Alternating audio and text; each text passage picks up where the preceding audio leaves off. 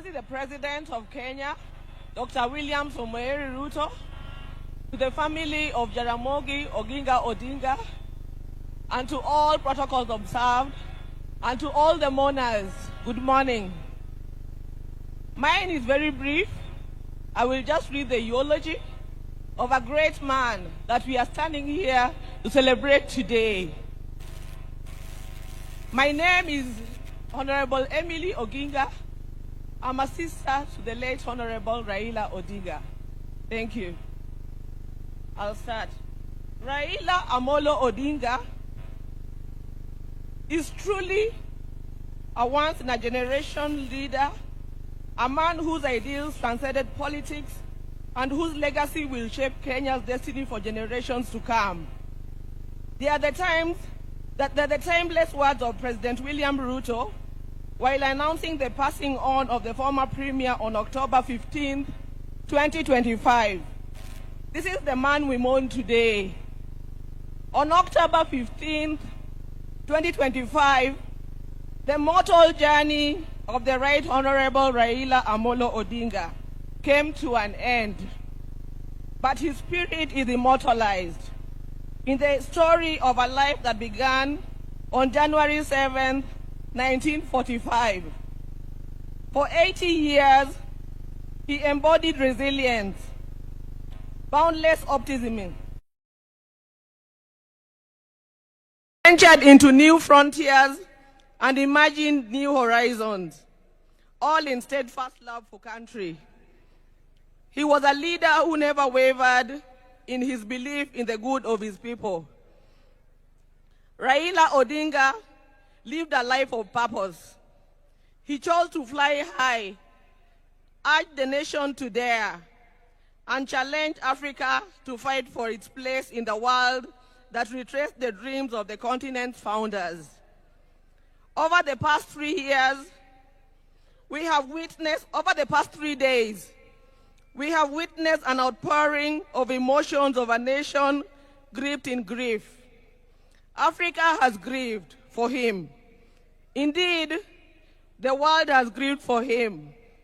A nation and a world struggling with the question, did we really know him? Is fighting to find hope in his enduring legacy. Raila Odinga may not have been there to fight the country's war for independence, but he bows out as an undisputed leader of the national rebirth of the Kenyan nation. He easily became the bridge between our generation and that of his father, the late Jaramogi Oginga Odinga, who fought for our country's independence from colonialism. He learned at the feet of Kenya and Africa's most revered leaders. He witnessed the liberation ideals and struggles of Pan-African heroes, including his father Jaramogi, Jomo Kenyatta, Julius Nyerere, Kwame Nkrumah, Gamal Abdel Nasser, and Kenneth Kaunda, among others. He followed and internalized Nelson Mandela's struggles and agreed with his philosophy that courage was not the absence of fear, but the triumph over it, that the brave man is not he who does not feel afraid, but he who conquers that fear. Raila conquered fear and mastered courage. Possibility of death in pursuit of an ideal was not a reason for Raila to retreat, for he also internalized William Shakespeare's words that cowards die many times before their death, and the valiant never taste of death but once.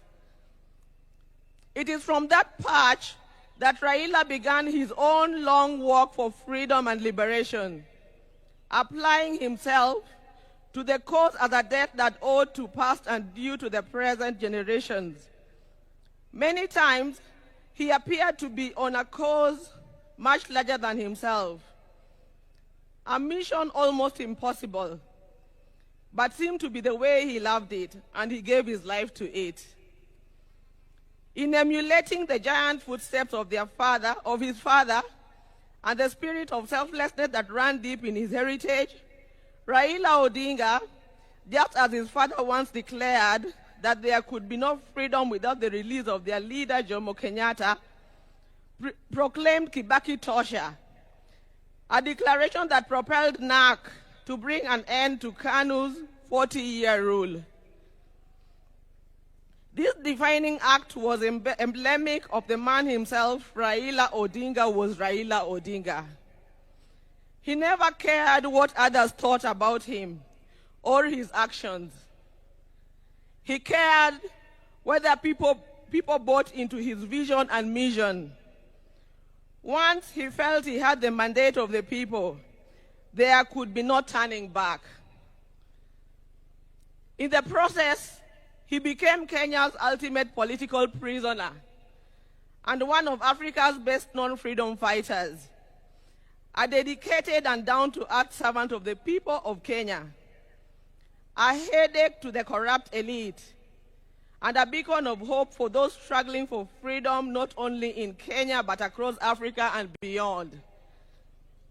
Generations to come will honor him and offer gratitude. Raila Odinga cared deeply about Africa and worried eternally about its decline. For that, he applied himself to peace and reconciliation missions across the continent whenever called upon.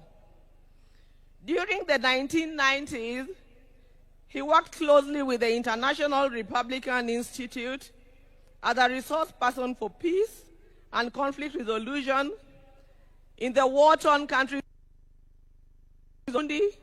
and offered similar support to peaceful electoral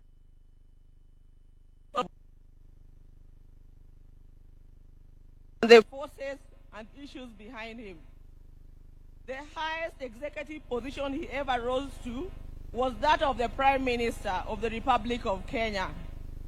Following the signing of a National Accord and Reconciliation Act of 2008, which created the office to facilitate power sharing after the controversial 2007 elections. Earlier, he had served as a member of parliament for Lang'ata constituency within the city of Nairobi from 1992. However, the hallmark of Raila's life and career was not in executive mansions and offices.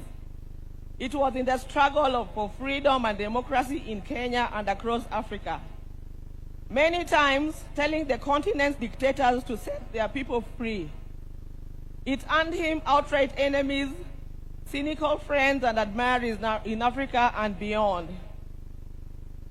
It is this record that saw him appointed as Special Peace Envoy of the African Union in February 2011, following the post-election crisis in Cote d'Ivoire. He juggled politics, entrepreneurship, and scholarship with ease. Besides his career in politics, Mr. Odinga is also a successful businessman and entrepreneur, having founded the flagship family business, the East African Spectra, a manufacturer of gas cylinders for Kenya and the East African region.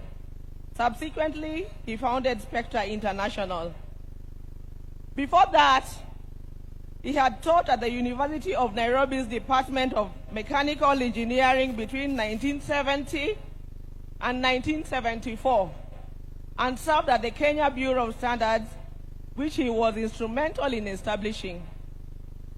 Even as he pursued all other careers, Raila understood that social, political, and economic changes in a country come through politics, and that although all politics is local, politics is also substantially international. So, even as he appeared to be rabble-rousing in the trenches of Kibra and Kondele, he understood that an hour comes when he needed to dust himself off and sit in boardrooms or take a plane to global capitals to negotiate politics and policies. He did that effortlessly, moving from dusty Kamkuji grounds to a meeting in diplomatic circuits of the country within an hour. It was normal for Raila to be tear-gassed, water-hosed, and even shot at, only for him to show up at the boardroom for meetings with his tormentors as if torture at the field did not happen. He understood the place of man-to-man negotiations in the quest to influence policy and power. Raila disagreed fundamentally with many politicians, but the state of the Kenyan nation and how to transform it. But those disagreements never stopped him from sitting down with those he disagreed with or sympathizing with the views of fellow politicians. Raila believed in political parties as vehicles for advancing democracy and good governance. It is upon this belief that he was a founder member of the Forum for the Restoration of Democracy, that is Kenya, in 1991, the National Democratic Party in 1996, the Liberal Democratic Party in 1997, and in 2005, his present political vehicle, the Orange Democratic Party of Kenya.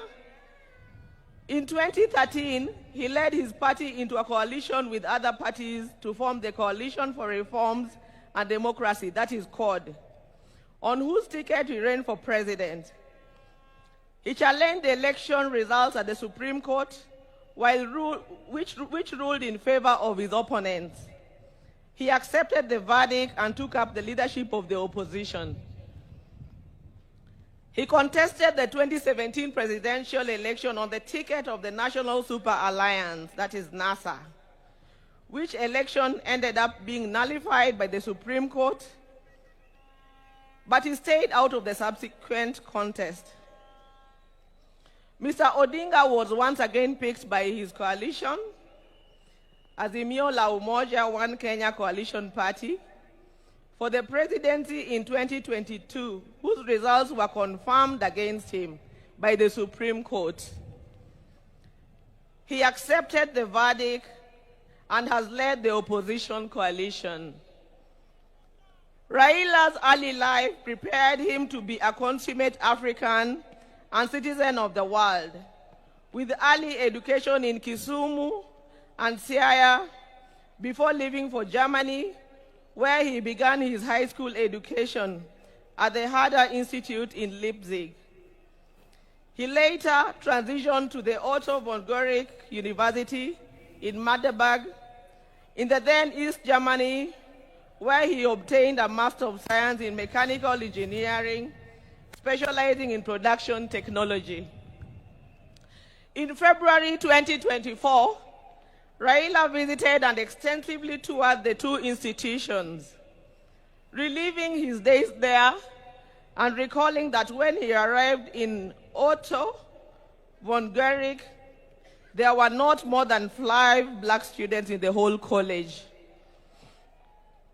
As a leader, Raila believed in exercise, duty, selflessness, sacrifice, collective leadership, humility, honesty, discipline, and hard work. Other than Kenya, Raila's other great love was Africa. He celebrated the continent's potential and mourned its poverty. He mourned the death of leadership on the continent and felt the pain of its people being left behind by less endowed regions of the world because of failure of leadership.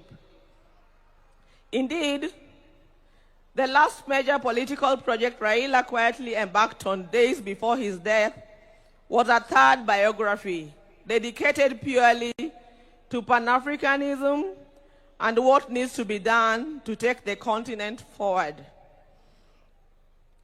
In October 2018, Raila was appointed as the African Union High Representative for Infrastructure Development in Africa. He moved into the position with the swiftness and certainty of fish in water. He named the continental highway network corridors, railways, and airports as if they were here in Kenya. He was at ease with Africa's trade deficit figures in comparison to other parts of the world. In politics, Raila communicated the importance of reconciliation, forgiveness, and putting country over self. He forgave his jailers and worked with them to move the country forward. He emphasized that building a progressive country demanded that leaders rise above anger and the desire for revenge. He also believed strongly that the preservation of a nation requires the triumph of pragmatism over ideology. That when the nation is under extreme threat, leaders must embrace extreme compromise. He believed power was not an end, but a means to an end, and it should be used towards the desired end. He believed power should be used to ensure the existence of the nation, not the demise of the nation. He wanted power to be used to ensure progress, prosperity, and peace of any among nations, and not for any causes that would yield contrary outcomes. We will cherish Raila in the heart of our nation, and I believe in the heart of many African nations. Thank you. Long live Raila.